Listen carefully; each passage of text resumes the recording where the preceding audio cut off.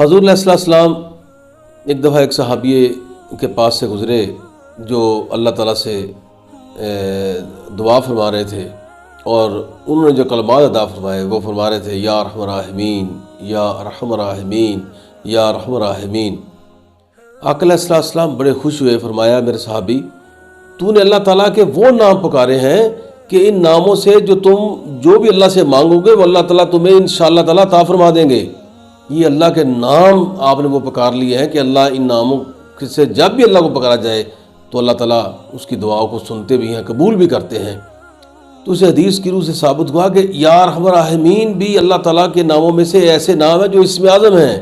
ان کے ذریعے بھی آپ دعا کیجئے، انشاءاللہ آپ کی دعا قبول ہوگی۔ اللہ تعالیٰ کو یہ نام پسند پڑے، اس میں رحمان اور رحیم دونوں